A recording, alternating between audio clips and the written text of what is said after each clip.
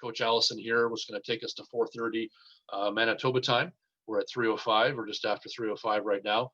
Coach McNeill, I would say, would be the architect of where the Canadian national women's team program is to this day, essentially bringing them back to the international status, right back to getting to an unfortunate long string of quietness at the Olympic level. And I think Coach McNeill has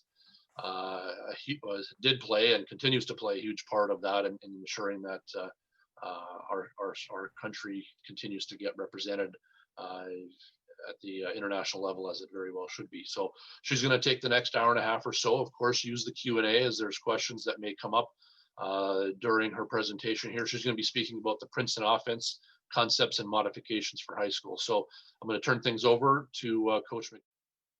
COVID, we had every Wednesday for about 3 months a team get together on Zoom, and then we did some yoga sessions on the Fridays, try to keep everybody calm through all the craziness.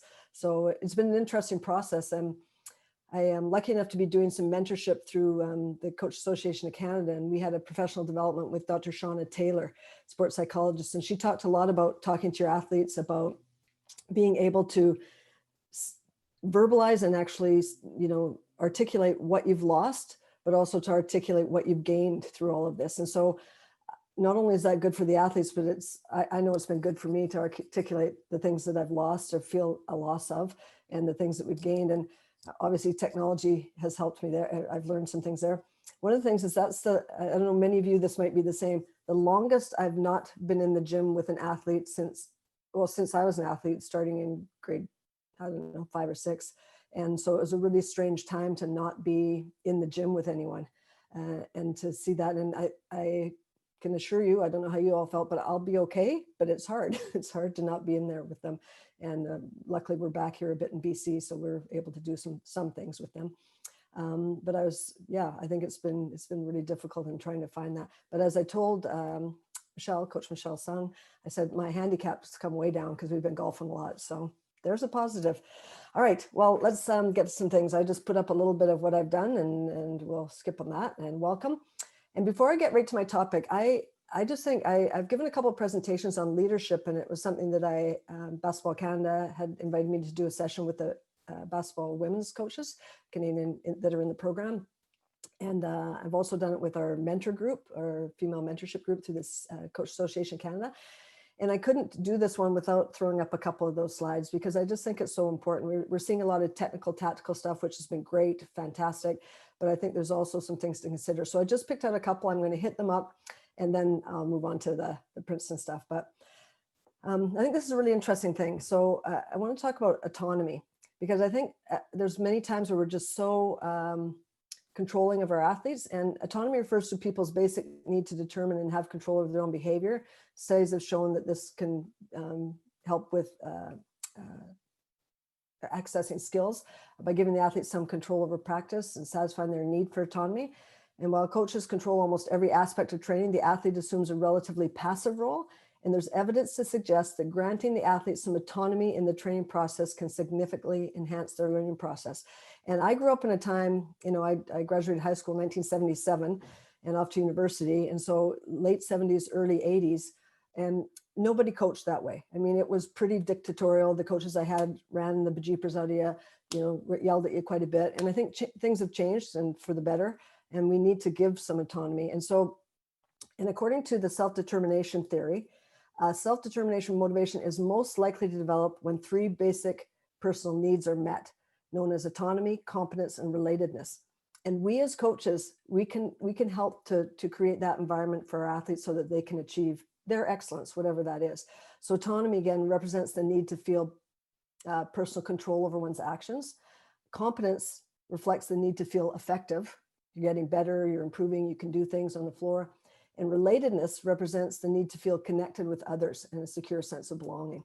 So I think we can all create an autonomy environment that's, autonomy for, I can't talk today, autonomy for the athletes. And I think I wanted to share that because it's something that I found some years ago and have used and have thought a lot about. And sometimes with autonomy, just ask the players, we're going to do some shooting at the end of practice.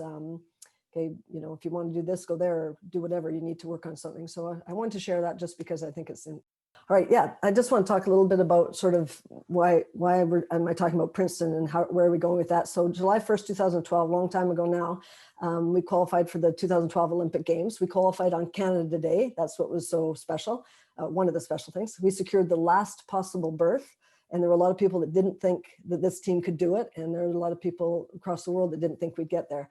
So Canada's last Olympic Games prior to that was 12 years before that. And now we've qualified for 3 straight Olympics and 4 straight Worlds. So it's pretty exciting to see the women's program where it's at. A lot of people did a lot of hard work. Obviously, Lisa Tomitis and her staff have really taken the team into the, I think we're top 5 in the world now ranked.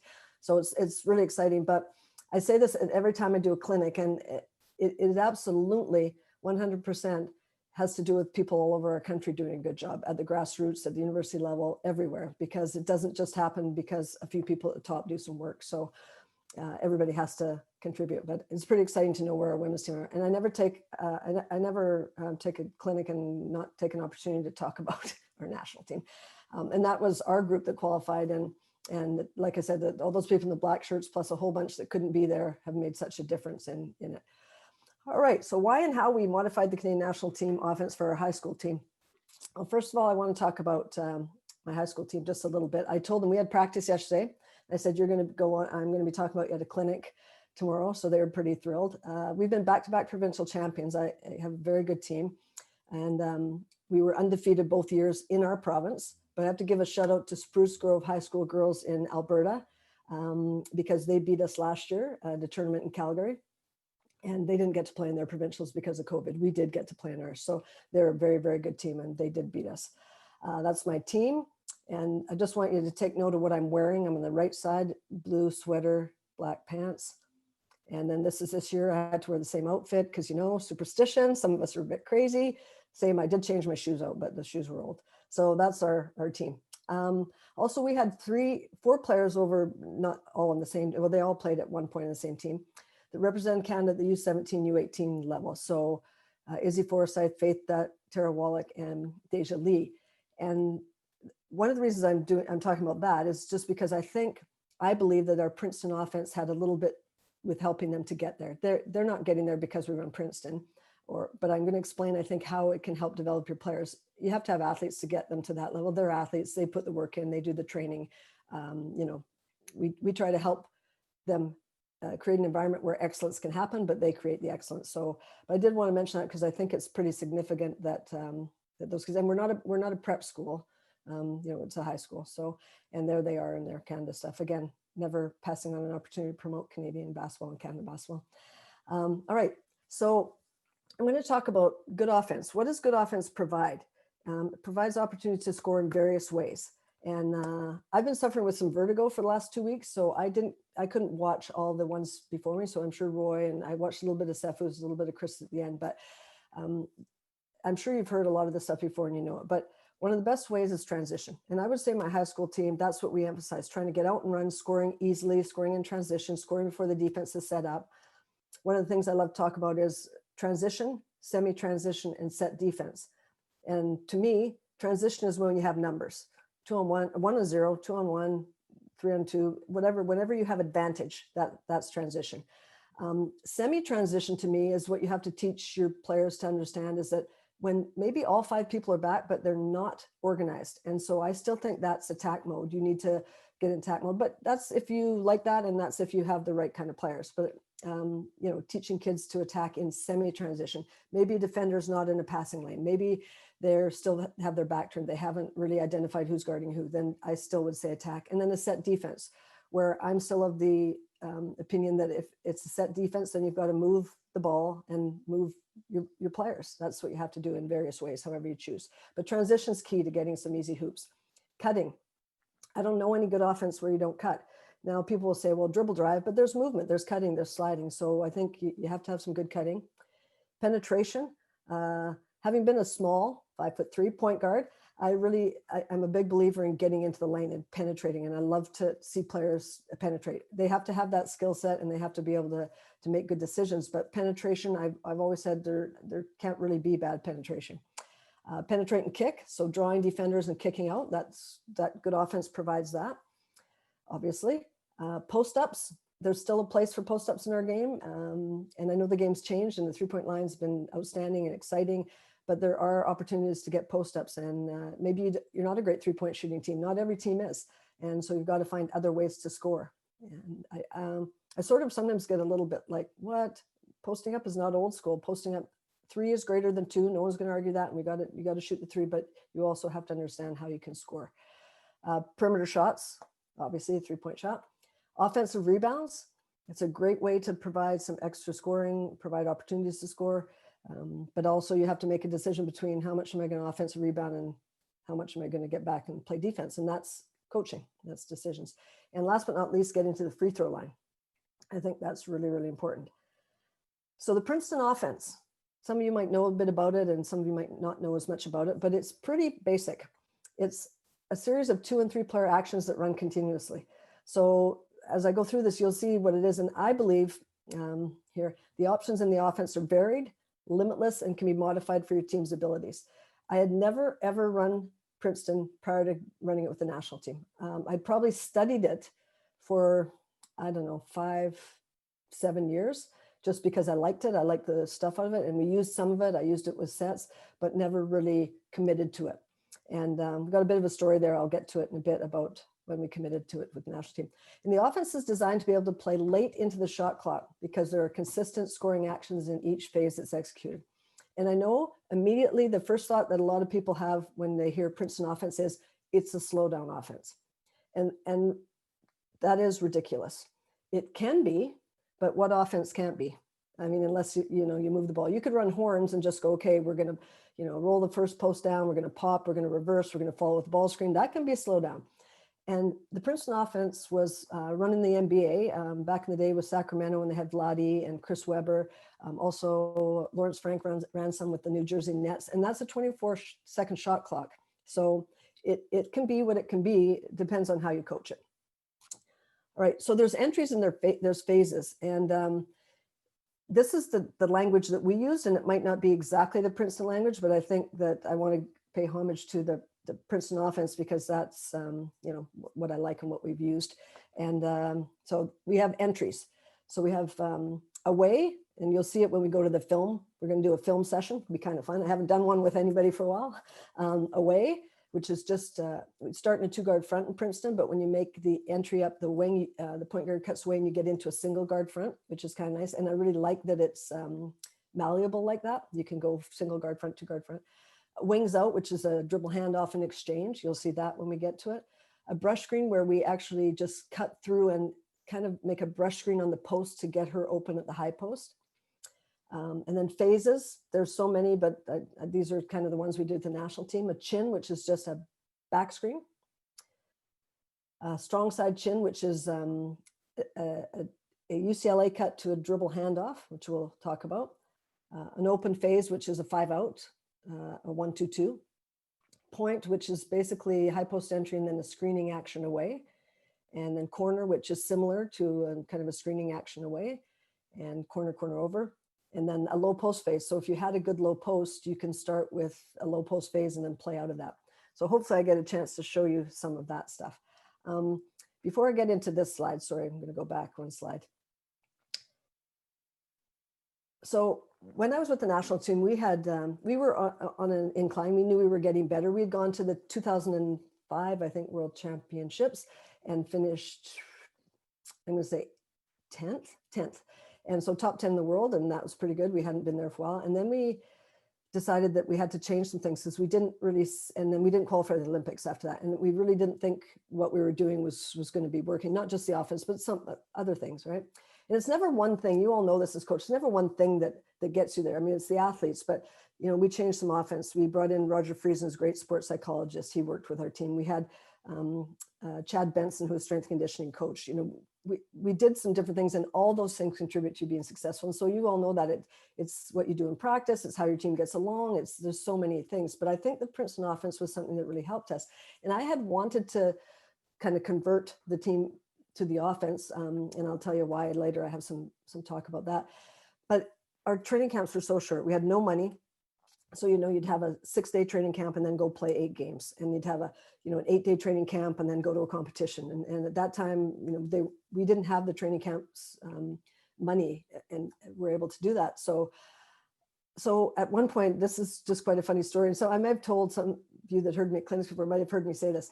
So I was sitting at home one day doing some work and getting ready to go to a practice, I'm sure. And I got a phone call, and I knew the person. I didn't know this person well. I had actually just coached his daughters, but I got a call and introduced himself. And I was like, oh, okay, yeah. And I didn't coach his daughters on any team. I had them at a clinic. He was not from our province.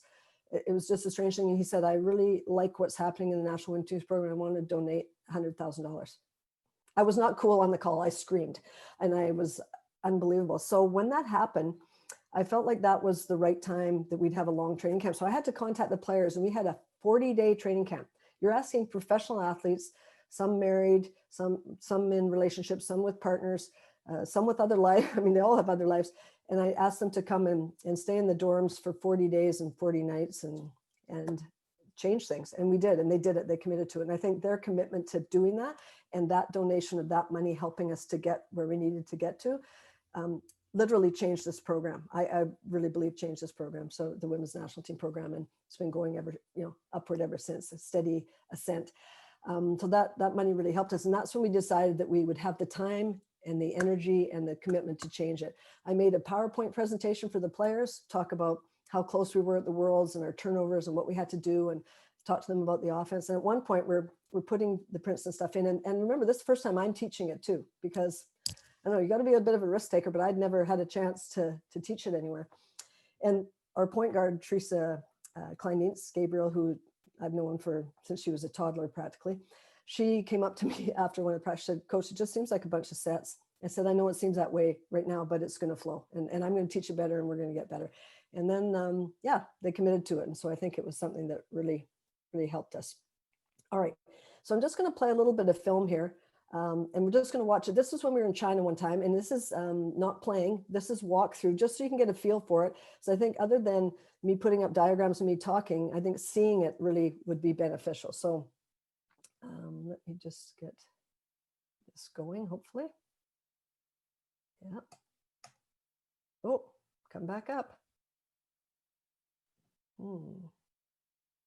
There it goes. Okay, I'm just going to pull it ahead. These are little side out, so I'm going to pull it ahead, and there we go. Okay, so this is chin, which is the basic 2-guard front and the kind of the basic alignment for Princeton. And then we'll go through, and then you'll see where we come up to a kind of a dribble up. Oh, yeah, there we go again. Technology. Oh, yeah. I can pull it because I've done it. All right, there we go. So that's called a drift screen. And so she dribbles up. There's the 2-guard front. This is called the chin cut, just the back screen right there. Then that's called the drift screen that just happened. And then you get the ball back in the middle of the floor.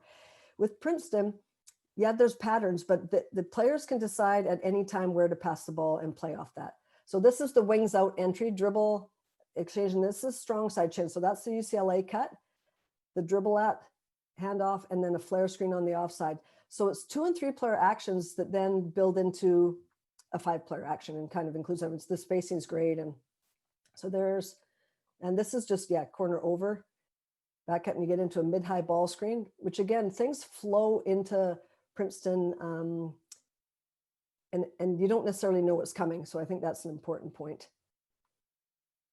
That's the chin cut right there. This is called the drift screen right there. Now she's going to reverse, and that's called corner over. And again, they don't have to pass to those spots. They can pass to any spots they want. So it's generally 5 around 1 high post, but you can go with a low post face. So that's the brush screen entry right there. And that's point over, tight curl, ball screen, and she comes off a down screen. Then we just play. Oh, that's into strong side chin. But I wouldn't even know what was coming because they're kind of making the decisions where to pass it and how to pass it. We may have called that out. So this is wings out, the dribble entry with the exchange, handoff with the exchange, sorry. And then that's the chin cut right there. This is called the point away into the mid-high ball screen with a lift into a triangle. So it's pretty basic stuff. They're great actions. They're actions that you see all the time. They're actions that you see with NBA teams, WNBA teams, high school teams, university teams. And I've had an argument with one of my friends who runs Princeton, and he always says, oh, I don't think you can go halfway. And I'm going to disagree. I think you can run it as quick hits. You could run it as entries. I mean, a lot of it's just, so point, spin into corner over. There's so much, but I'm going to talk about how we modify it. So she spins, sends the back cut, and then we're right into a drift screen. So if you have a great shooter, you could do that. She's coming off the drift, excuse me, right away. Tight curl into the mid-high ball screen with the lift, and then we're looking at another post triangle. And we had a young team at the Worlds. I think or at the Olympics, sorry, in 2012. I think we were the third youngest or second youngest team. So our post play was quite young. Natalie Chonwa was one of them, and she's still there now on going for her third Olympics. And then we can add some specials. So this is Chin's special, basically being able to run through, and then now this is a good shooter, going to pin down and clear out. And now she gets the ball in the middle of the floor coming off a little pin down, a little down screen. And so you can add specials. We called it chin check. Again, some of the terms are similar, some of them aren't. Again, the high post rub, now we're going to go stagger, bring her off that, because there are people that, love their staggers, love their flex action. So much of can be incorporated into, I think, Princeton, because the spacing's good, the actions are good. So again, that's a little ISO for our 5 player. And she was excited to get that. Krista Phillips, Saskatchewan girl. All right, so there it is again, kind of cut through and then sweep, and she's got an attack on that. So that gives you kind of a basic picture. Oh, this was a little special that we ran also. And for those of you, I mean, I've always liked a bit of a flex action, a back screen and a down screen, America's play or Canada's play or whatever you want to call it. So you can incorporate something into that. And obviously this, just what you saw there is a lot. And I'm sure we had a bit more than that by the time the Olympics came around. But for high school, we've modified it a lot and be able to say that. So why did we choose to run the Princeton offense with Canada? Because there's no doubt, I heard a lot of criticism, and you gotta have a thick skin in this business, and when you're committed to your beliefs, but again, the slowdown, it stagnates players. Players can't use their creativity out of it. It's too easy to scout. It's too hard to scout. It's too hard to run. I mean, all these different things. But again, you have to make your decision. I did a lot of analysis of our team and studied it for a long time. And our coaching staff as a group, we kind of made this commitment, and the players committed to it. So first of all, it's a motion offense that's predicated on team play more than individual play. And so if I had Ella Della Dawn, and I had Maya Moore, and I had Diana Taurasi, and I had, then maybe it would be different. But we didn't have those players. We have great players. I wouldn't trade our players for anybody's players, but we didn't have a lot of players like that. We had a lot of really good players. And we had very intelligent players. I think if you have a smart high school team, if you think you can get your kids to understand a bit of the game, then I think it would be beneficial for you to use some of the Princeton concepts. We didn't have a large number of players who created well on their own. And I think that's really changed in our national team program. There's been a real emphasis on it over the last 10, 12 years. And so I think we're much better in that area now. But we didn't at the time have a lot of that. And we did not have the depth of talent with international experience. We were young. We're one of the youngest teams. So if you've got a high school team that's really young, and I started with this group of players that I have currently at Semiahmoo High School, I started with them kind of in right after the Olympics. One of the dads who played at St. X and coached asked me if I'd come and help out. And so of course he hooked me, and I've been with them since they were in grade 5 and 6. But our national team was just young, and I had these kids when they were young, and I felt like at the high school team, we could learn the game by doing this. I didn't start putting any of this in until probably grade 8 and 9. Then we started looking at, before that, it was just a lot of penetration and spacing. But anyway, I thought that, and we all thought that we could be better and therefore be a better team. And I think we were. I was very proud of how they played at the Olympics and how they played as a team. It's not an offense that is used much internationally. Lots of the actions are, but I would say not the offense. So therefore we'd be different and not as easy to scout and prepare for. You see a lot of horns. You still do, I think, internationally, but a lot of dribble handoffs and maybe not as much. But Australia ran horns, and they won the world championships. But they had, at one point, they had Liz Cambridge, Lauren Jackson, so 6'8", 6'6", Susie Batkovich, 6'5", Penny Taylor, so 2 MVPs of the Worlds, I think 2 All-Stars in the WNBA. Well, yeah, they're perfect for horns, but it's not for everybody. And I do run a little bit of horns with my high school team actually too.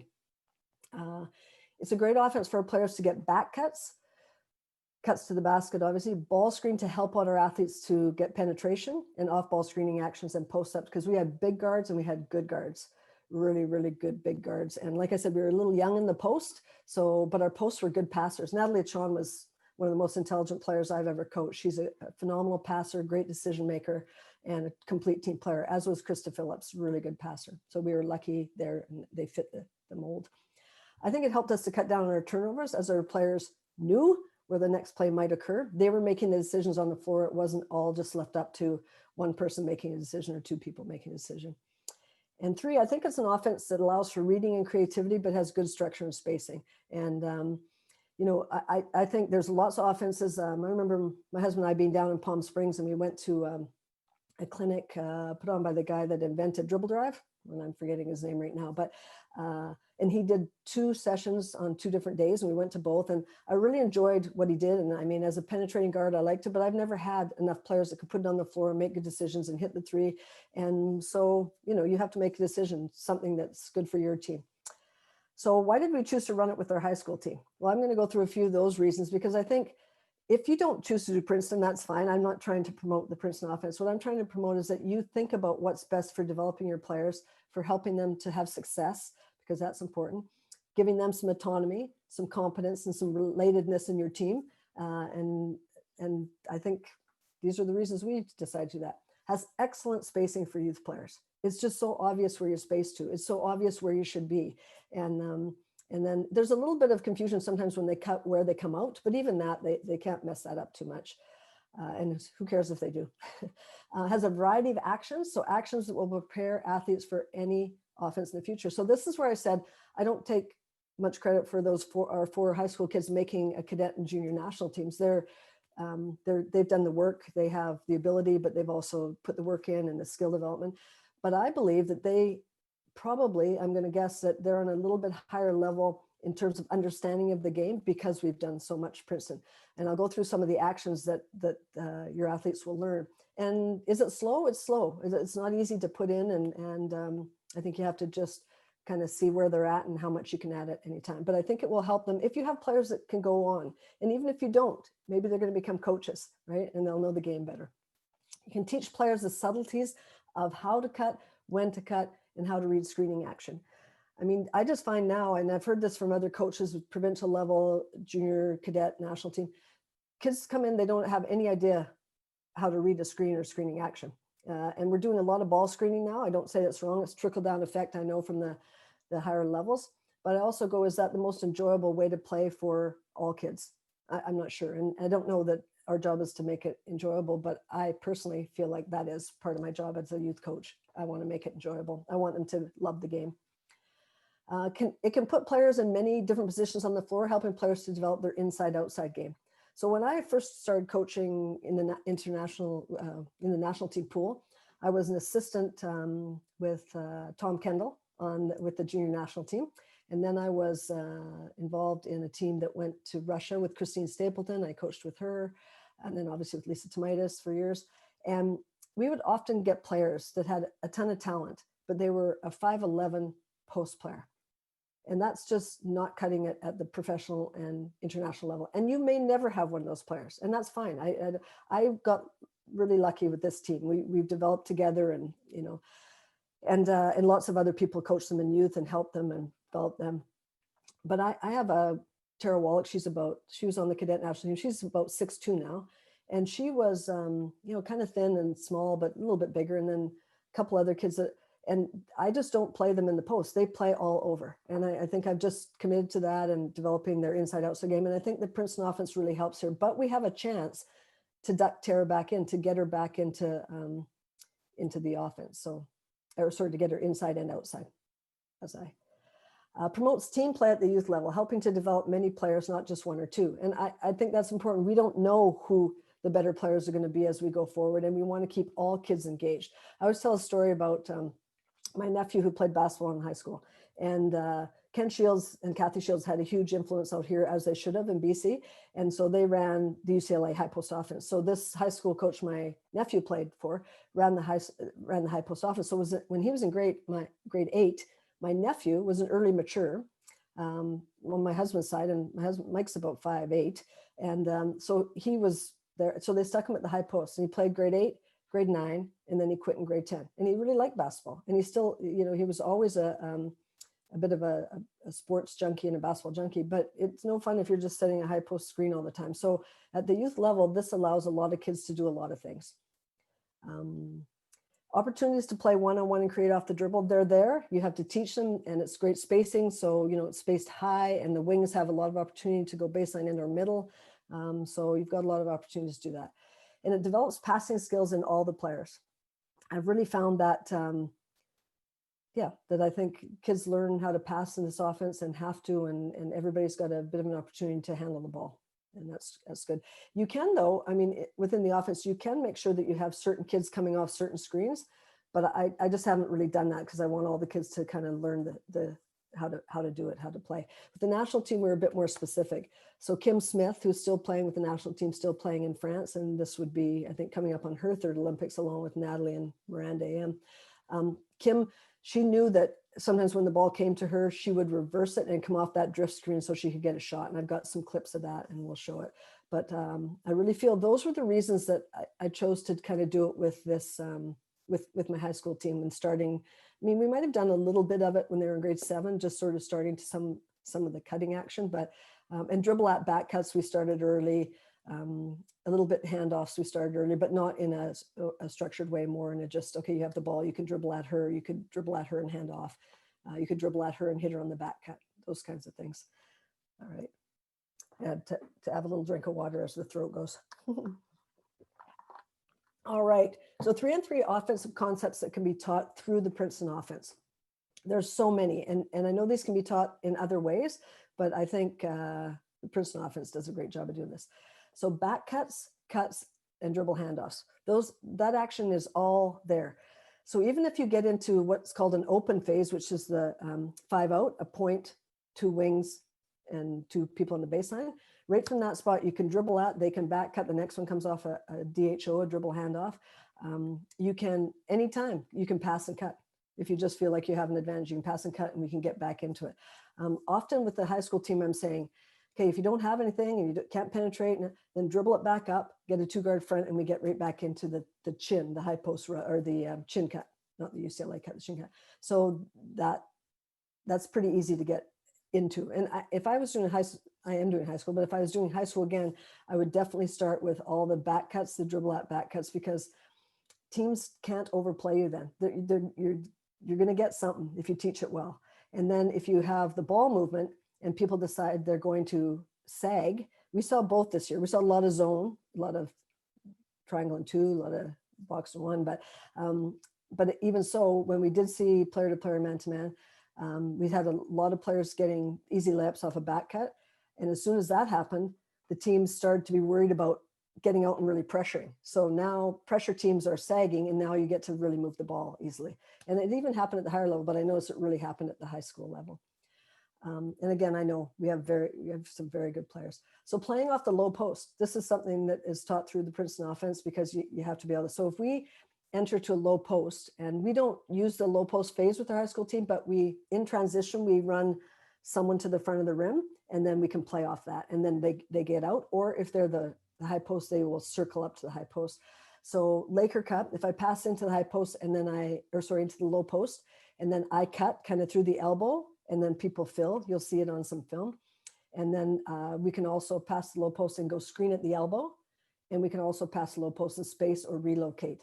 So you've got to teach your kids something when they pass it into the post. I don't care what offenses you're running.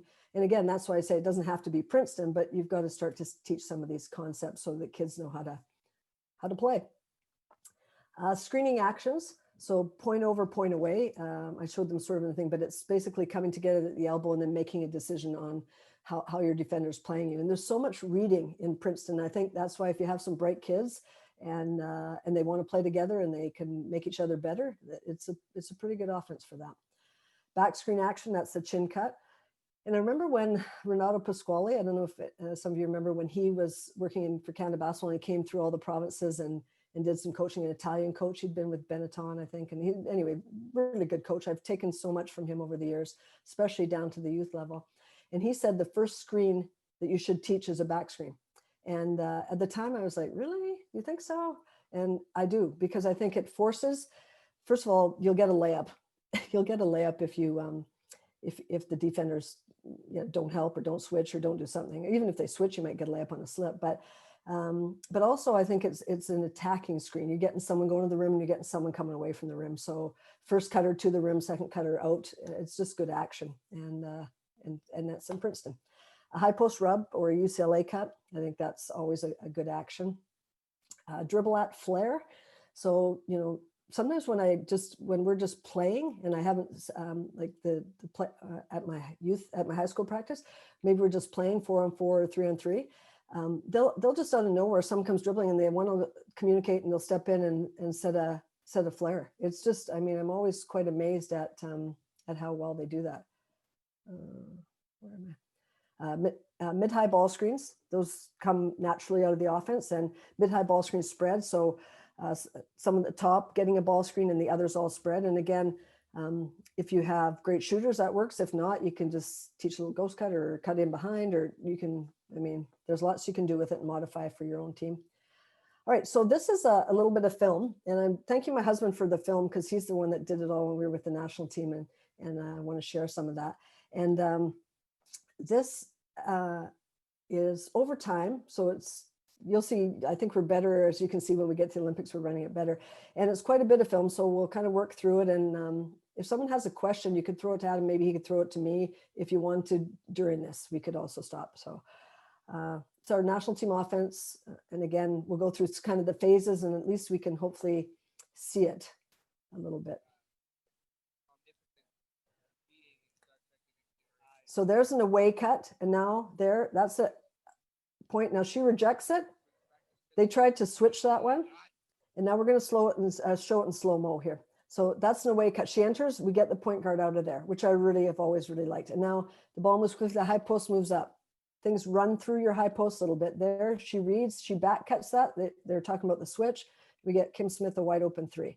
Stuff that we might not be able to create on our own. So this is the away entry, guard to guard, wing to a corner cut. So guard to guard, now the post decides to go away. We're back to a one guard front. That gets us into point. She rejects, we swing, and we post up our bigger guards. And if you watch this, the wing on this side, number 8, on this side, number 8, as she comes off this and back cuts, you can stop the back cut, but you can't stop the swim move post up. And Kim's about a 6'1" guard, I guess. So we felt like our advantage was big guards, and that's why. So this is a way to dribble one, which is just a dribble at. So again, in a way, she dribbles at her, that means back cut. Fill, that's the chin cut. That's the drift screen. And again, we get Kim off that. So again, this isn't a way cut, she just clears. Now a dribble at, you can choose to stay or back cut, but mostly we were back cutting those, but you can choose. Now the chin cut, just get moving. And this is actually kind of crazy because everybody's pretty active at this point, and it is really 2 and 3 player movements, but and your big has to be a screener, and our 2 bigs love to screen. This is the brush entry I talked about. So you'll see here, we go down, we just kind of get Natalie Achonwa open. So this is the Olympics, score not looking good right now, but we do come back, but they do beat us. And that was the point. Anytime we entered, so there's the brush, get Natalie open. This is point away. So Teresa passes now there to meet at the elbow, make quick decisions. Chelsea decides to tight curl and run interference into there. 2 of them go. Chelsea maybe could look for that, but great pass fake. So the action is sort of getting us good shots. So this is the wings out entry. So we dribble handoff, exchange, get just some flow. That's the drift screen happening right there. Courtney Pilipaitis right there for 3. So again, Courtney was another big guard.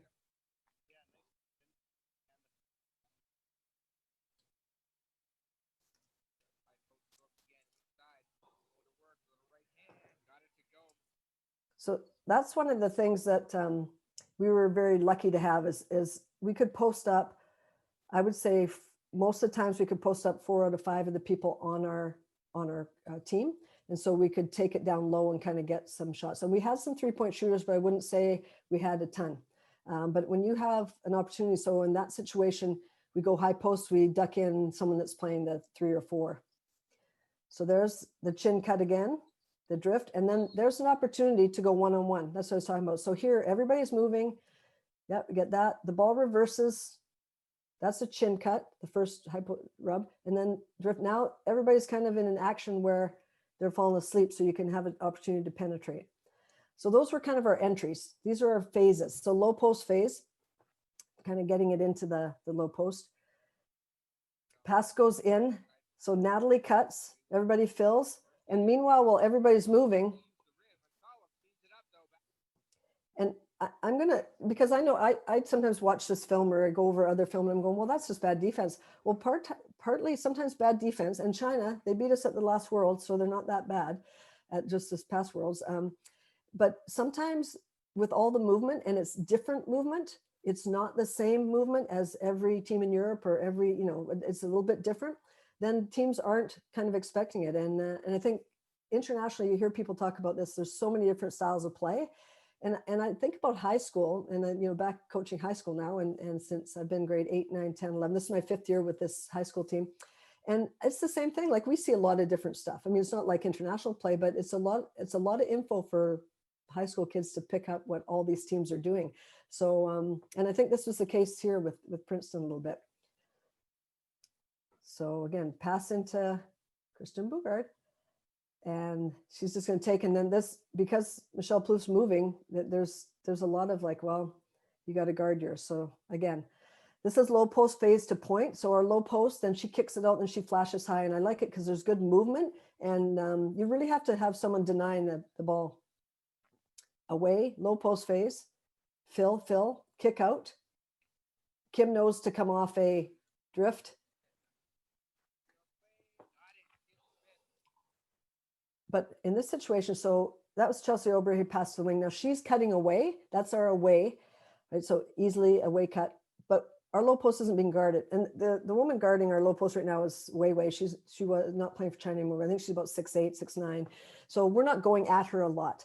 But we do want to use that down there because she doesn't guard. She's not guarding. She's not going to come around and take that away. So now the pass comes in. Chelsea's going away.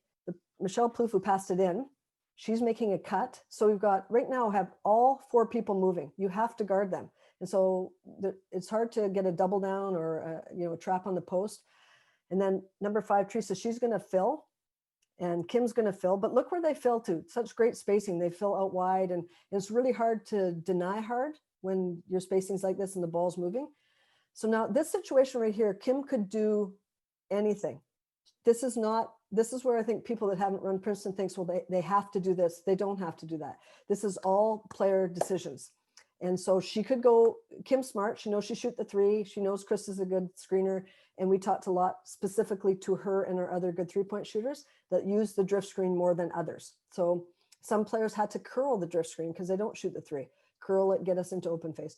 So in this situation, Kim, who's got the ball at the top there, number 8, she could dribble it up and get back into chin. She could reverse it and go off the drift. There's lots of things to do, but she's smart and she wants to get herself a 3, and I don't blame her. So she's going to reverse it. Oh, dribble at, sorry, yeah, dribble at, should be a dribble at, and then reverse it, and then she comes off the drift. And then they go under it, and we get another wide open 3. And again, if you have intelligent players that can kind of read that stuff. So low post phase, and again, we get to the mid-high ball screen. Low post phase, moving, kick out, back in, point, reject, mid-high ball screen. And it's all happening pretty fast. And Courtney Pilipite is just such a great read the help and read who's open. So that's the Olympic qualifier. This is a game against Japan where we qualified for the Olympics. So pretty exciting.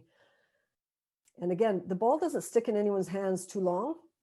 And you certainly don't want to put the ball down a lot on the floor against Japan unless you really can handle it and you can really go by something. They're very, very quick. And so now we kind of get a bit of a switch, but Courtney finds that. And our spacing is great. And everybody knows where the next shot's coming from. So not exactly where, but. So point phase into point away. And again, another phase. Point is basically when it enters from the top to the high post. Well, I might have shown this one, but that's all right. That's an away entry. And this is there, one guard front into point, and then just you're going to screening action. That, I think we showed that one. I'll have to talk to the film guy, my husband.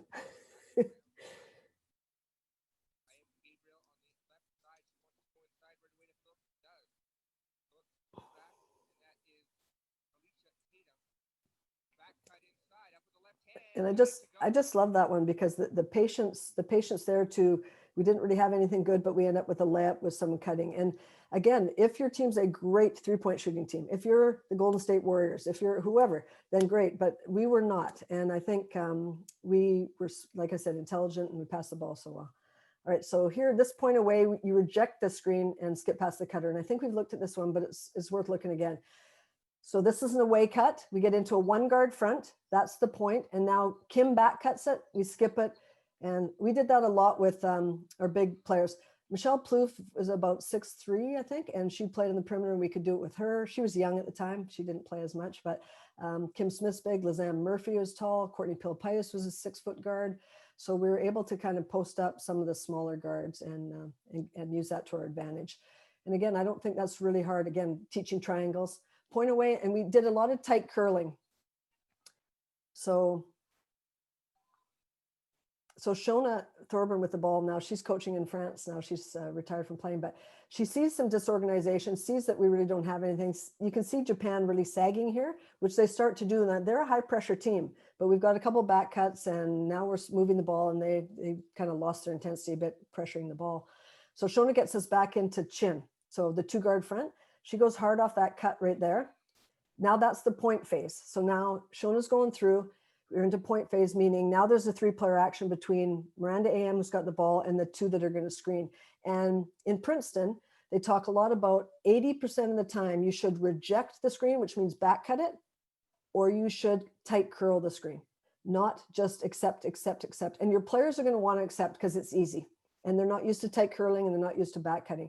And so you'd think that you're going to get a lot of layups, and you do, but then you also start to get where someone tight curls, they curl through contact, and they hit the other defender and get you open, and you get open threes. So again, I think it's a great offense if you are a great 3-point shooting team too. You just different emphasis. So here Miranda has the ball. Here's a tight curl, okay, and then layup. And again, you have to have some faith that it's going to develop here. Shona dribbles up again, gets everybody organized, back screen, or that's the chin cut, sorry, into the high post. And Lizanne comes and she reads, oh, she's coming with me, tight curl. And Miranda, that's just a phenomenal pass. And I don't know where your defender would come, where your help defender comes from. It's pretty tough on this, and even if you switch it. So tight curl, and then this time we hit the second cutter. Oh, I think we've seen this one too, but Chelsea curls, there's the second cutter. And she's open, or she'd be into a mid-high ball screen right away. I think with high school kids, it's fun. They learn to read the screens, and they do some really nice things when they read the screening action. Yeah, same one there. So, but good. I think this is the same or another. Yeah, so that's into the point phase. There's a tight curl, wide open 3. And that happened because if you can watch here, I can't see who, well, Alicia, then she tight curls right into 4. Watch here, tight curl, kind of runs into 4. She helps for a second, number 4 in China, yeah, and you get it open. So again, if you do it right, if you tight curl, reject, then you've got 1 cutter to the basket and 1 coming away. You can get some good action going there. And if you love a flex action, you can get that in pretty easy. There's another tight curl, second cut. Just a great pass off the floor. So again, here we go. Point action. That was a brush screen. So now Tamara tight curls that. She's the new University of Toronto women's basketball coach, Tamara. Teresa comes tight off that ball screen, and they don't want to leave Kim Smith, number 8. They do a bit, but she doesn't get inside her. And so we get that. Point away. Again, that's 1 guard front, high post. So here we go. She cuts away. Good. 1 guard front, kicks it right back into her. Tight curl. And she rejects that. So that's the other thing that they talk a lot about in the Princeton offense is not to use ball screens all the time. And I think people are so used to setting you up to use a ball screen. And so this might be just something you can use if you run some ball screen offense, is reject them a lot. Reject the ball screens, meaning don't use them, go opposite. And that was something, so that was, I think, Alicia Tatum, we had told Alicia a lot. She has world-class speed. And so we just said, don't come off it, but take it hard, just go to the rim. And she did that well. So here we are getting organizing a 2-guard front, chin cut, enter to the high post, point. Okay, back cut it and reject it. So, that's why sometimes I go, you can say the Princeton offense is this, you can say Princeton offense is that, you can say any offense, anything, but it's really what you emphasize as a coach. And I caught a bit of CEFUs, and it's also about putting your players in the best position. And we talked about, individual player development. Well, also, how do you put your players in the best position possible for them to succeed and for them to help the team and to feel competent? And I think one of the things, if you have people that are quick, well, they don't need the ball screen. But if you have people that maybe aren't as good, but are great decision makers coming off the ball screen, and Shona Thorburn a fine example of that. I mean, I think Shona would be okay with me saying she wasn't the speediest, but she had a great career with the national team, great career in France, coaching in France. But she knew how to come off a ball screen. She had a great basketball IQ. And I'd say Teresa Gabriel was a small point guard and wasn't used to coming off a lot of ball screens, but became very good at it. But she was also just had such a high basketball IQ. So I think those kind of people can play the game. So here we go again. That's the chin cut. She's going off right now, 2-guard front. And you can see Lizanne Murphy, number 12, keeping everybody busy there. So she comes off and that girl kind of beats her to the spot. So she back cuts her. Beautiful. And then, worried about the ball screen and immediately just attacking that, Tamara Tatum. Point away, dribble at. And so any dribble ats when the point is denied, any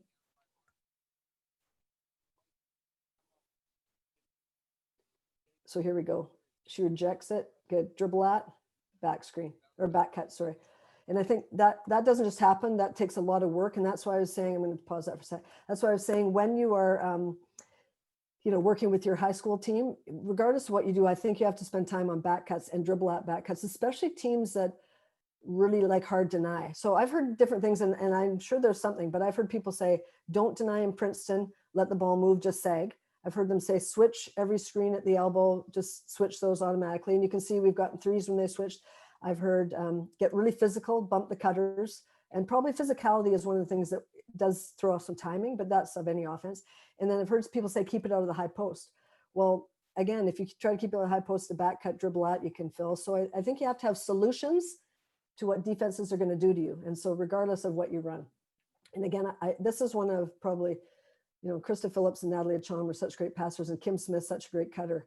So nobody's there to help because everybody's so worried about spacing and movement and where everybody's gone. So. Yeah, and there, we were a little discombobulated, but it all works. And then Teresa back cuts, and she just scores that over, she's 5'5" and 5'6", just scores that over Lauren Jackson, who was MVP of the Worlds. I mean, it's not having the fear because, and it might be a little slow developing, but that's all right. Courtney's walking hers up, the one on the baseline there. Natalie's patient, she waits, and Natalie's just such a great passer. All right, so point away, you accept the screen to a handoff or a DHO. So there you go, that's point. She comes off it, that's Shona Thorburn, and just a really great pass. And again, the spacing, so the pass goes in, Shona realizes she's kind of dropped down, she's gonna accept it, and you can see we've got, I think, Janelle Beckering out in the corner, staying wide and good spacing, being ready for a shot, being shot ready. So again, spacing the floor. And I'm just gonna stop it there. The other thing that happened with our national team is Teresa Gabriel had been with the national team for, I don't know, 15 years maybe. She was in the 2000 Olympics and then went again in 2012. It's quite a commitment in her career. She was amazingly committed, but she was a bit injured at the end of her career. Obviously, she was older. And she'd actually, at the Olympics, she'd torn some cartilage just in her knee just before that. And she actually had it in London. You can just, at the Olympics, I didn't know this, but when the Olympics were finished, she just went and they kind of scoped her, I think, right there. It's amazing. Anyway, so we couldn't rely on her and Shona to always handle the ball. And so that's another nice thing about Princeton is, in this case, our 2 guards bringing it up, but you've also seen our 4 bringing it up, and you've also seen our 3 bringing it up. So it doesn't matter who can get us into offense. So there we go into point, coming together at the elbow, accepting the screen, and Shona with a with a drop hedge, then she's just able to get her shot. So again, that's a single guard front with a brush. And now they come together at the elbow, everybody's spaced, and now they just make a read. And again, into the shot there. So, I mean, it's pretty amazing when you can think that you can create some of this stuff through your offense, but allow the players the freedom to read. And I think that's what I liked about it. And here's a little flex action into that, to a down screen. So again, you'll see this a lot in the NBA and some in the WNBA, that kind of action brush. So, and that little flex action, and that again, and that's the other thing that happens a lot in Princeton, right? If you get it in and you're doubled, you kick, and people know that that's going to be shot. They know that's going to be a three. You think some of the teams that have played Princeton over the years at the college, university level in the US, or even the pro level, a lot of good 3-point shooting teams too. So like I said, you can morph it and modify it for whatever you like. You can take parts of it. I just think it's got phenomenal spacing, great actions. Here we go again. That's brush to get open. That's point, and that's point over. And then we're going into that action there, which was a little special.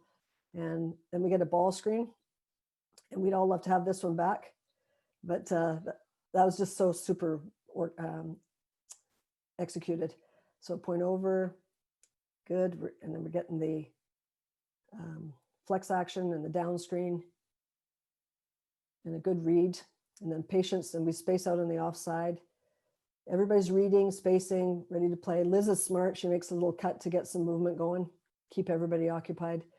Like I said, if you've got some intelligent players, and that might be a bit too much, but also I want to go over this. So point, spin, entry. So she spins, that means automatic back cut, and then we can post up, and it's a nice take. So again, we just added this as a sort of a cue. So Shona comes down, if she spins, that's an automatic back cut for number 15, which is Michelle Plouffe.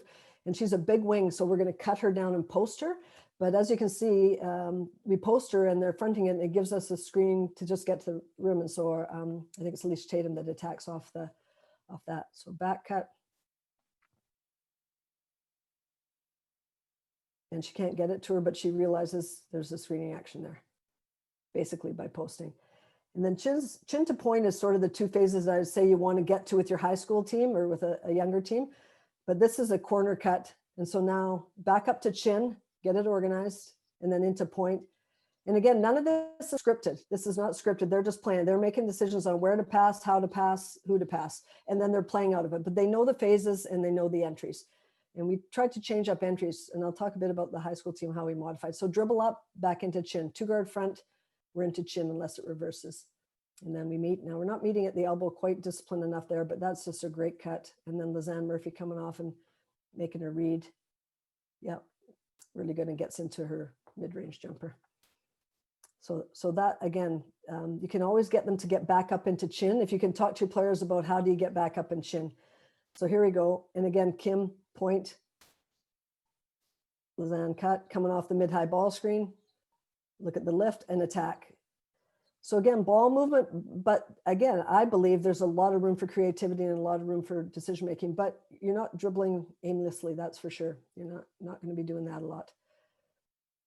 And if you have a lot of great ball handlers, then I think, passers, decision makers, and even if you don't, you can develop them.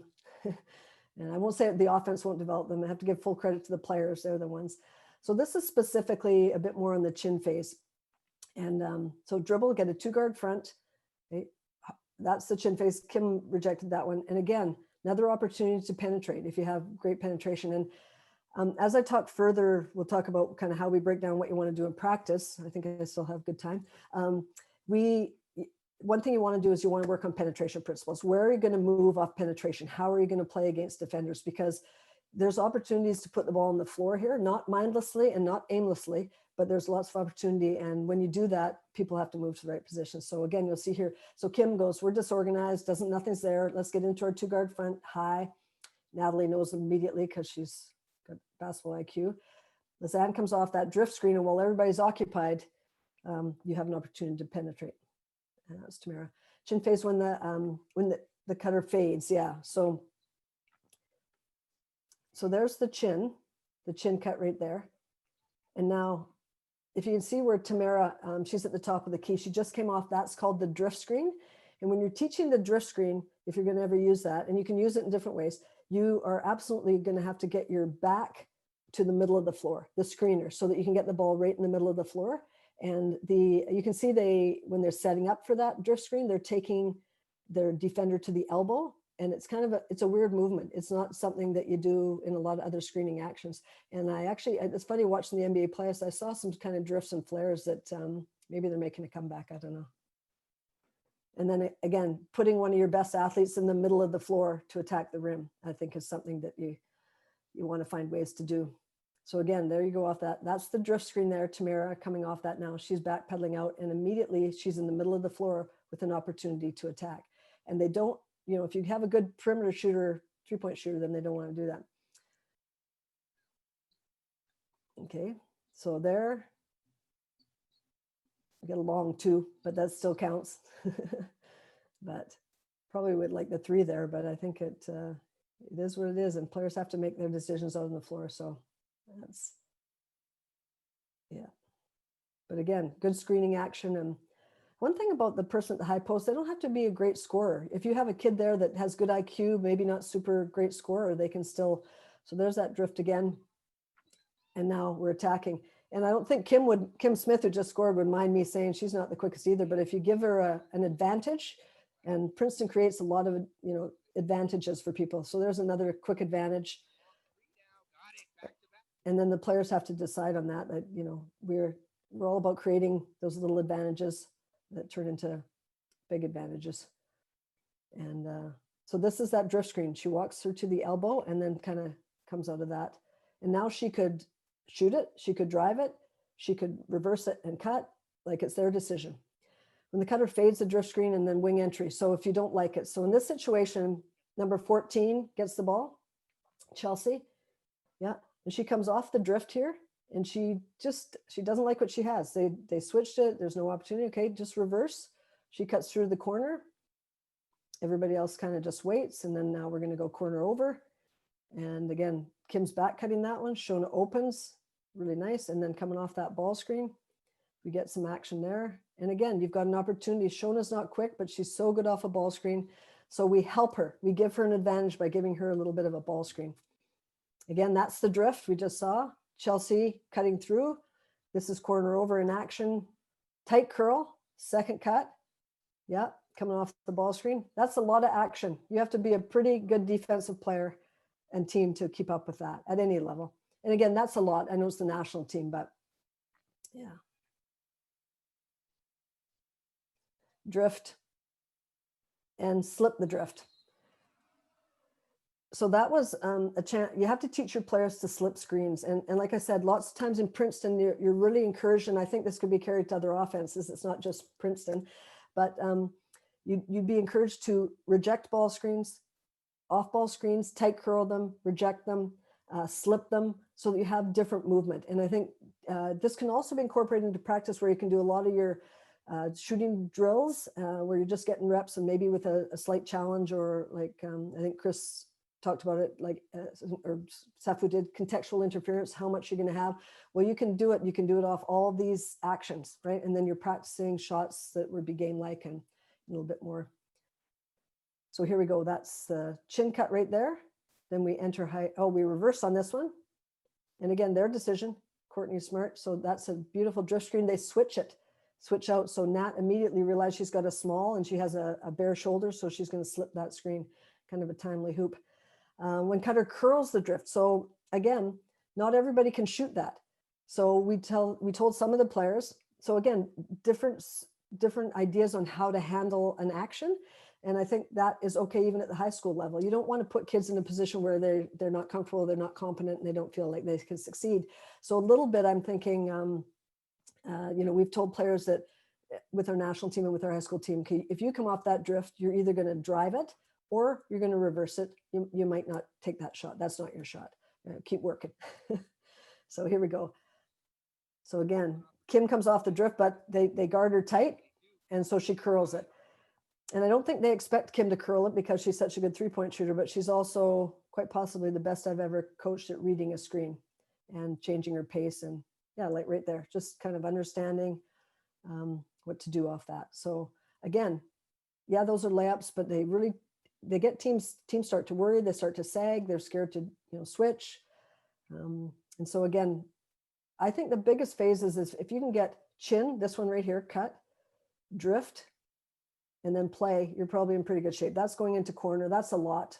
We don't have that with our high school team, but that's another great cut and we get fouled. But again, I think the speed we ran it with at the Olympics was pretty good. Like every coach, I think we could have done it better, but they really played as a team. They bought in, they were, and we're not running it anymore with Canada, and I completely see why. We've got different kinds of players. You have to decide we don't have to have a national style of play. We have to have a style that plays best for our national level athletes, I think. And Lisa Tomaitis just done a great job with that team. So here we go again, Shona getting us organized. 2-guard front, that means chin cut. Drift screen, she curls that. Okay, that right there is the open phase. So if you curl, now you're into open phase. And we actually, when I started with my high school team, just so we can put that all in perspective, I made sure that we started with a 5-out offense. Everybody played every spot, so that this open phase is pretty simple. Dribble at, back cut, dribble at, keep it go, dribble at, then go into a handoff. So they all knew kind of the open phase. And that was a big hoop. And again, you get a back cut near the end of a shot clock. And so we've done all this, we're coming off the drift, but Courtney's smart. She sees it, so good at reading screens. And then Natalie Choma, calm. She's looking, yeah, okay, I'll reverse. And then Tamara just times that back cut perfectly. And you can't really help from anywhere because it's the ball's in the middle of the floor and being passed from the high post.